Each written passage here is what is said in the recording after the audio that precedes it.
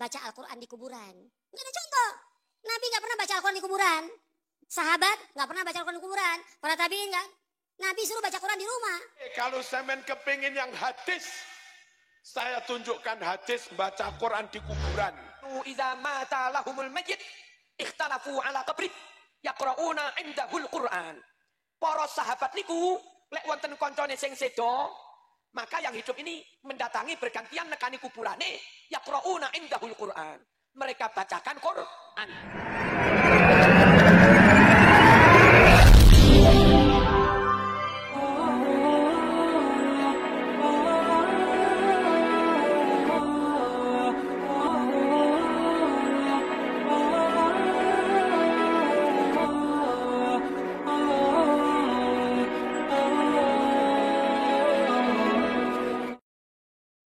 Assalamualaikum warahmatullahi wabarakatuh. Bismillahirrahmanirrahim.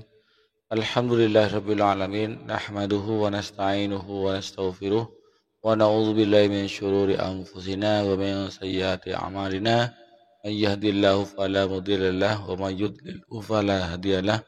Assalatu wassalamu ala Rasulillah Muhammad ibn Abdillah wa ala alihi wa sahbihi wa wala amma ba'du.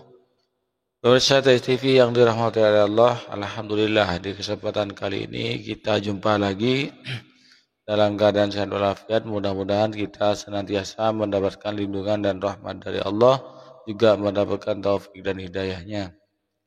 Pemirsa TV, setelah saya mungkin 3 hari ya tidak tayang hubungan dengan kesibukan Hari Raya Idul Adha, ini kami hadir lagi untuk mengomentari ceramah dari Ustadz Yazid Jawas.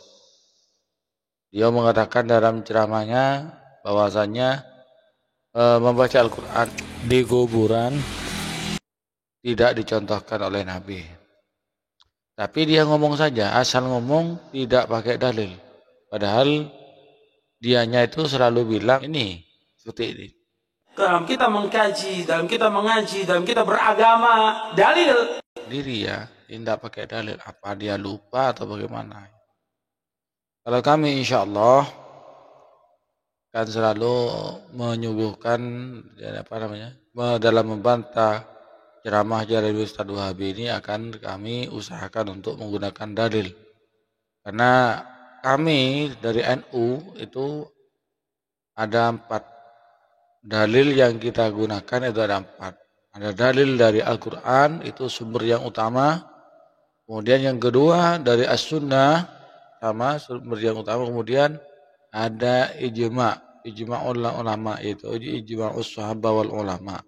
Kesepakatannya para sahabat dan para ulama.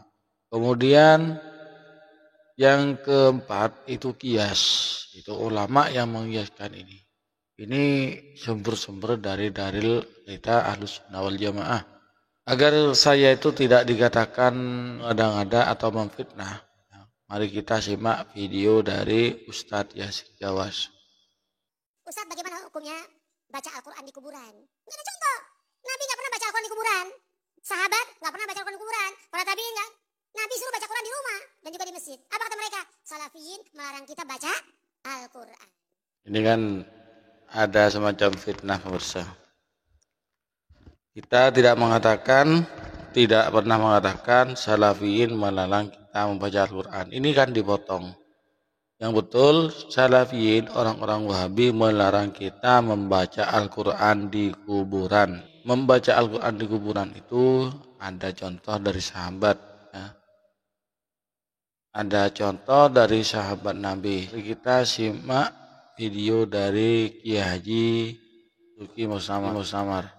Oke, kalau semen kepingin yang hadis, saya tunjukkan hadis baca Quran di kuburan. Riwayat di kitab Ar-Ruh, karangan Ibnul Qayyim Al-Jauzi, halaman 11. Kanu idza mata lahumul mayyit ikhtalafu ala qabri yaqra'una indahul Qur'an. Para sahabat niku lek wonten koncone sing sedo, maka yang hidup ini mendatangi bergantian nekani kuburane yaqrauna indahul Quran. Mereka bacakan Quran di dekat makam itu. Ini bahasa yang dari Ki Haji Marzuki Mustamar itu jelas ya.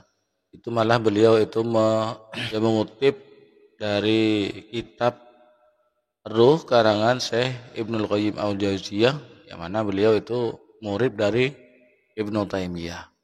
Ibnu Taimiyah junjungan atau imam besar dari ulama dari orang Wahabi. Masih nggak percaya? Ini kan aneh. Wahabi terutama dari Jawa sini, dia tidak tahu terhadap fatwa ulamanya sendiri. Ini di kitabnya ulamanya sendiri yang tadi dibacakan oleh Ki Haji Marzuki Mustamar. Itu dari ulamanya Wahabi sendiri. Kenapa dia tahu? Atau malah ditutup-tutupi? Dia tahu tapi malah ditutup-tutupi karena tidak sesuai dengan udelnya, tidak sesuai dengan keinginannya, tidak sesuai dengan isi otaknya. Bersama TV yang dirahmati Allah, di sini kami sendiri akan menyuguhkan dalil ya, dalil dari ulama kami, yaitu ulama wasu'ilal qadi Abu Thayyib an qiraatil Qur'ani fil maqabir. Qadi Abu Thayyib itu ditanyakan tentang membaca Al-Qur'an di kuburan. Faqala, beliau menjawab, as-sawabu lil qari'i, pahalanya itu bagi orang yang membaca. Artinya orang yang membaca Al-Qur'an itu dapat pahala. Wa yakunul mayyitu, dan ada mayyit itu kal hadiri, seperti orang hadir. Turja, diharapkan lahu baginya ar-rahmat wal barakatuh, artinya si mayyit itu mengharapkan rahmat dan barakah dari bacaan Al-Qur'an. Fayustahabbu, maka disunahkan qiraatul Qur'ani, membaca Al-Qur'an fil maqabir, di kuburan. Lihadal makna, oleh karena makna ini, wa aidan, dan juga faddu'a akibal qiraati aqrabu ilal ijabah, berdoa setelah membaca Al-Qur'an itu lebih dekat dikabulkan. Wa du'a'u yanfa'ul mayyita, wa du'a'u, doa itu yanfa'u, bermanfaat, al mayyita, kepada mayyit. Dari ulama. Kemudian di sini yang kedua, dalil yang kedua, zahaba jamhurul hanafiyyatu wasyafi'iyyatu wal hanabilatu ila annahu la tukrahu qiraatul Qur'ani fil maqabiri. Jamhur ulama Hanafi dan ulama Syafi'i dan ulama Hambali itu berpendapat bahwasannya membaca Al-Qur'an di kuburan itu tidak dimakruhkan, bahkan tustahabu, dianjurkan. Ini ulama ya. Apakah harus Nabi? Ya tidaklah. Dalil itu kan ada 4 sumbernya. Ini yang dari ijma ulama. Kita mengikuti ulama itu sudah benar. Fas'alu ala dzikri in kuntum la ta'lamun. Besar dari TV yang dirahmati Allah, itu dalil dari ijma ulama ya. Terserah Pak mau percaya, mau nerima, terserah. Penting kami sudah menunjukkan dalil. Terutama tadi ada hadisnya, yaitu dari hadis asar para sahabat yang tadi dipaparkan oleh Ki Haji Marzuki Mustamar. Malah beliau itu mengutip dari kitabnya ulama Wahabi sendiri. Ya. Ini kan jadi Jawa kan tidak pakai dalil. Kami pakai dalil. Sekarang, ayo saudara-saudara dari Salafi Wahabi, jangan ngengkel, jangan ngeyel. Kalian itu jangan jangan taklid buta, jangan membabi buta dalam membela ustaz-ustaz kalian. Ya kalau salah ya salah. Ayo gunakan akar sehatnya, gunakan pikirannya yang jernih, gunakan hati nurani kalian, buka cakrawala pikiran kalian. Kami kami NU ini ya bukan hanya menerima saran-saran dari ulama kami sendiri, tapi yang baik dari kalangan Wahabi pun kami pakai itu ya. Tidak semuanya ya, tidak semuanya ulama Wahabi itu salah, wasat Wahabi itu salah, tidak semuanya. Ada yang baik. Makanya ada istilah waktu saya mondok tadi dulu itu saya masih ingat dari ustaz dari ulama hadis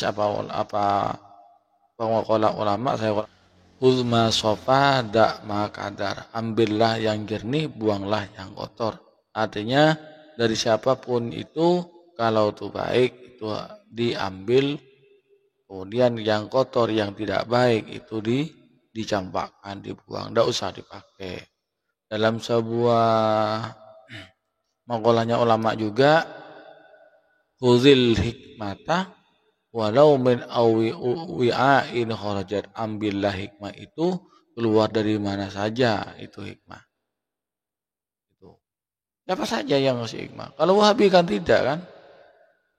Kita sebagai yang ahlul bid'ah, mereka tidak akan percaya selamanya. Itu.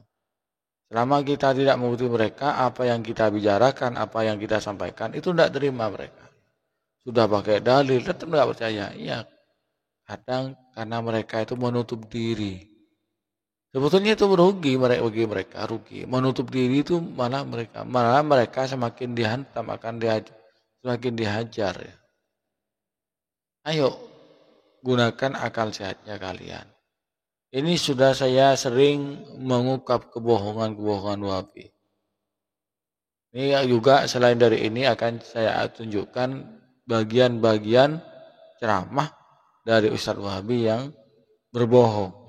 Ya tidak semua dalam isi ceramahnya itu berbohong. Ya ada yang benar, tapi yang berbohongnya itu yang akan kami ungkap. Ya. Kalau tidak benar, kalau sudah benar ngapain dikomentari, ngapain disalahkan. Yang benar ya benar, tetap benar. Yang salah ya salah. Yang kami komentari ini yang salah. Ingat, perhatikan baik-baik. Saudara Salafi Wahabi yang kami komentari, yang kami kritik itu ceramahnya yang salah. Itu loh. Bukan kami itu membabi buta, mengomentari ustadz-ustadz kalian itu semuanya dikritik, tidak. Yang salah, yang melenceng, yang menyesatkan umat.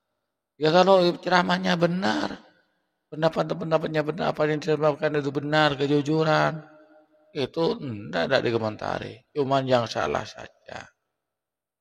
Pemirsa TV yang dirahmati oleh Allah, hanya ini yang dapat kami sampaikan pada kesempatan kali ini. Mudah-mudahan bermanfaat bagi kita bersama, bisa dijadikan tambahan wawasan. Kurang lebihnya mohon maaf. Hadanallahu yakum wabillahi taufiq wal hidayah. Wassalamualaikum warahmatullahi wabarakatuh.